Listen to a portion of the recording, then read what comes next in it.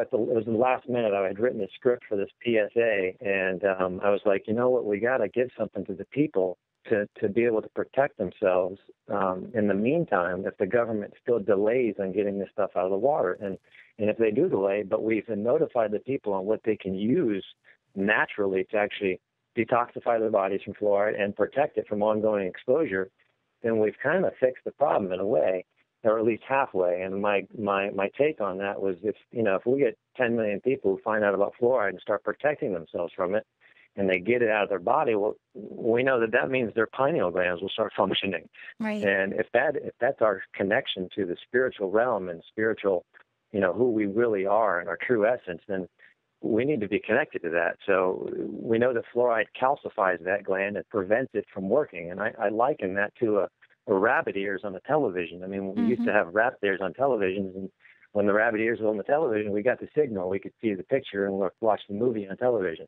But if the rabbit ears fell off the television, the signal didn't come in, and all we got was fuzz on the television, and we couldn't see the signal. Well, it's the same thing with our pineal gland. That's the master gland in our brain that gives us, as spiritual beings, the ability to connect with that realm and still be in the physical realm and in the human body.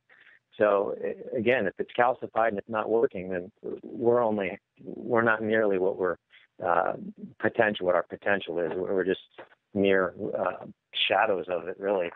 So my philosophy is, if we can teach people how to protect themselves from fluoride, whether the government takes it out of the water or not, at least people can be protected and basically have their DNA protected, have their bodies protected. And that just means less cancer, less degenerative diseases, less ADHD, less everything that we're seeing in our society that's been coming on in our society for the last 70 years, which is basically when this stuff started getting in the water. So if we just watch the trail, we can figure out why there's so much disease. And fluoride is the most corrosive element of all the elements on the periodic table of elements. So if you get near it, you're going to corrode. So that's what it does to the human body. So we can just teach people that, right, we'd have a different society. Absolutely. Very powerful there with the hazmat suit, and really incredible metaphor there with the rabbit ears on the television, because that's exactly it. It's kind of scrambling the signal, and we've got to decalcify our pineal gland to be able to get there with our true essence, our true human evolution, rather than being enslaved like we have been. Well, the campaign launched November 4th. It's going to run for 60 days. It can be extended to about, I apologize. The campaign launched November 4th. It's going to run for 40 days, but it can get an extension to 60. What do you want to tell the people now to get them involved? Obviously, when you run these campaigns, there's a little bit of a kickback for people who might help you donate to the project. But what do you really want to, let our audience know? Well, we've got a bunch of, we call them perks on the Indiegogo campaign. Those are basically giveaways or incentives or gifts in exchange for your cooperation and your collaboration in helping us do this campaign. So, and they're things that really benefit you. It's not like we're sending you a picture of something that really doesn't make any difference. These are things that will make a difference in your life. These are all natural fluoride-free toothpastes. There are detoxification protocols and products from Dr. Edward Group from the Global Healing Center that he's donated to the campaign that will completely clean people out. We've got superfoods on there that, basically are loaded with vitamins and nutrients that our normal food does not have. And those are not vitamins and nutrients and minerals that our body needs to actually protect us from fluoride exposure and exposure to other chemicals and metals. So all the giveaways that we're doing on the campaign in exchange for people's sponsorship are things that are only going to benefit them and help their health. And if they want to give away fluoride toothpaste to their friends, we've got what we call ambassador packs, which are a pack of like 5 different flavors of fluoride-free toothpaste that they can give away to their friends and just get the word out there. And if they're going to buy toothpaste anyway, they might as well send their money towards the campaign and get free toothpaste, all natural toothpaste, that is, the best that there is, and just, make good use of their money and, kill 2 birds with 1 stone, if you will. So try to make it a benefit for everybody involved as much as we can here. So that's the idea of the perks on the campaign. We're offering Fluoride Shield too, as well. It's basically the first time.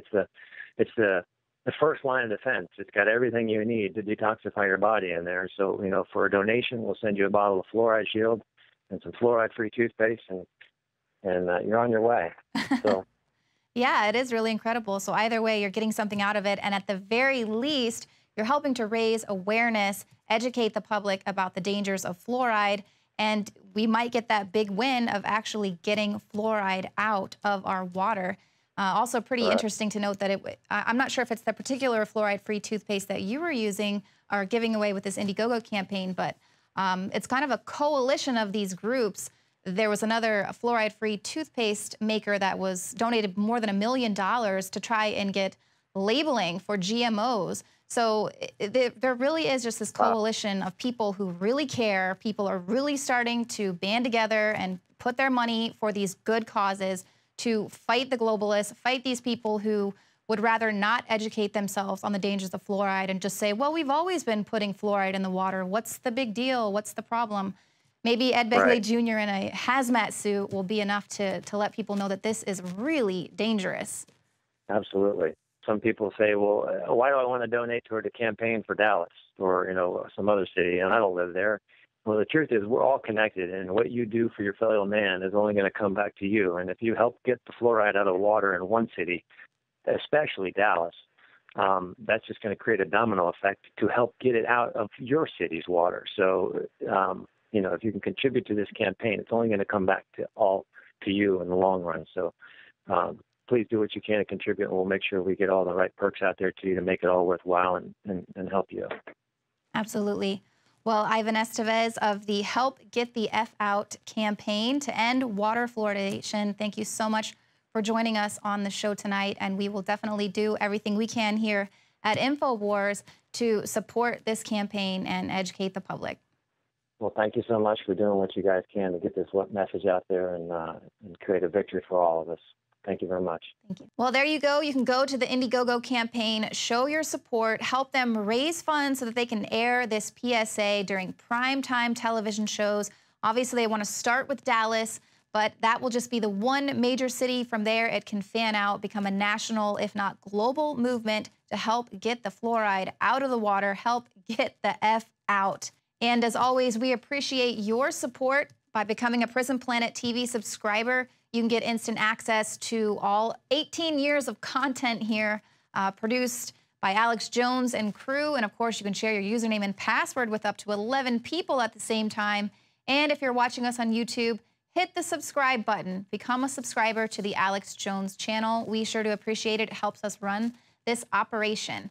Thanks so much for tuning into the show tonight. Y'all have a great weekend, and we'll see you here Monday at 7 p.m. Central.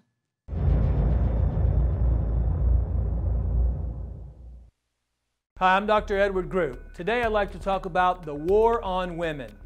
You've experienced and heard about the benefits of super male vitality. Now, the new formula has arrived. Introducing the new Super Female Vitality. I have specifically designed this formula to help the body naturally regulate itself without the use of artificial hormones. Key ingredients chosen from the highest quality sources. Each of these ingredients works synergistically with the female body in order to maximize overall vitality. You've heard the reviews and the feedback on how the original Super Male Vitality has revitalized relationships. Now, both the man and the woman can have the revitalization in their own bodies with Super Male Vitality and Super Female Vitality. Secure your Super Female Vitality today from our limited stock at InfoWarsLife.com.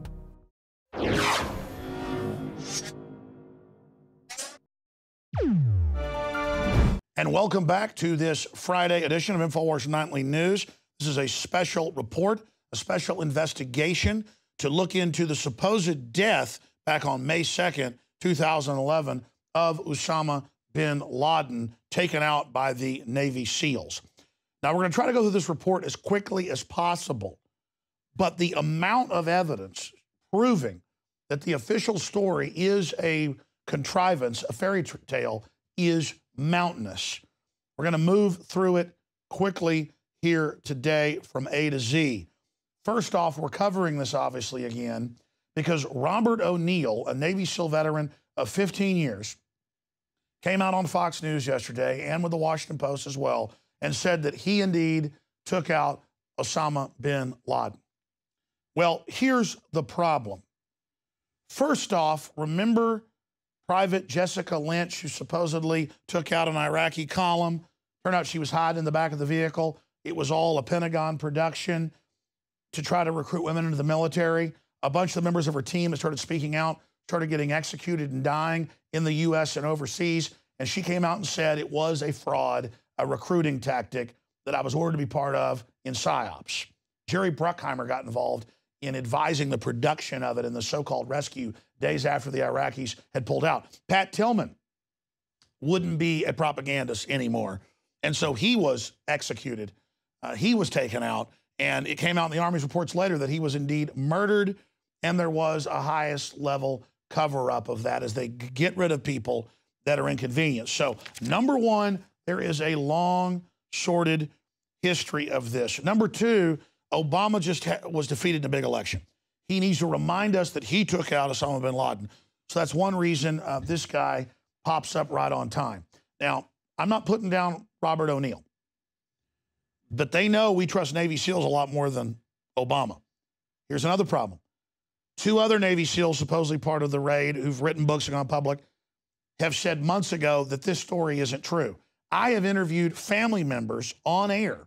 We'll put some of those interviews on screen for you so you can go see them in full, where they said right after it happened and then years later on my show that their Navy SEAL sons who had died, they believed were basically killed in that helicopter explosion to cover up the fact that it was really a Osama bin Laden body double who was actually working for the CIA that was taken out. And we're going to show a document cam here, and then Rob is going to go over all these articles for everybody here in a moment. But we have over 100 articles, most of them mainstream, showing that there was no body on the ship. They didn't dump him in the ocean. They tried to cover it up. It goes on and on. There wasn't a real Situation Room live feed going on. So that's the most frustrating part of our job, is that we do the research day after day. We came out day one and showed the anomalies. We predicted in 2002 that he'd already been killed with inside sources. They would later roll his body out at a politically expedient point. So we are deep researchers with major whistleblowers like Dr. Steve Pachinik, former head of Pentagon PSYOPs, exposing the fact that this would be rolled out at a later date. Got that right here. So we're going to break it all down here for you, and you can check all of these sources. But the reason this is being brought out now is to try to get people recruited into the Navy that's having big problems and PR problems, but most importantly, as a political victory after the election to remind people that Obama supposedly took out Osama. So the whole thing is nothing more than smoke and mirrors. But remember, years after I interviewed the families, talked to Navy SEALs in person, it's come out in the news exactly what our sources told us, that the majority of the families believe they blew up that helicopter months after they supposedly took out bin Laden to shut up the SEALs that were talking about the fact that they showed up at the house, there was no security there, and it was basically a body double that was set up. And it's later come out that the CIA was casing the joint using an inoculation program as the cover. So nothing about this has turned out to be true. Cy Hirsch, Pulitzer Prize winner, has come out and said it's 100% false. Rob Dew, I want you to walk through some of this, and then I'll get into some of the other angles. But again, it's hard to tackle a mountain of evidence like this showing that the official story is a fraud. But I think the biggest issue is all the Navy SEALs on his team are saying different things. They can't agree. And that's the thing. When you have a bunch of people telling a lie, they can't figure out what the truth is. So they're just going to say different things and then say, no, you're lying, you're lying. You've got a couple books written, SEAL Target Geronimo and No Easy Day, don't agree with each other at all. And these are published books. And they're supposedly interviews with the SEALs, interviews with the teams. One of them's even written by one of the SEALs on the raid who doesn't agree with Rob O'Neill about who was in there first and who actually got the shot off that killed bin Laden. Now, first thing, there's here we did back in 2011 in May, Paul Joseph Watson, 10 facts that prove the bin Laden fable is a contrived hoax. There you go right there. Before that, we published the fake Situation Room photos, which we're going to put up on We screen. said they were fake. They admitted a week later they were fake. Exactly. We brought up the 10 facts that have now been brought out in Congress. Exactly. And then you have Obama coming out on a 60 Minutes interview and saying, we didn't even know if it was the Prince of Dubai in this compound. We weren't even sure. So They didn't even have the correct intelligence.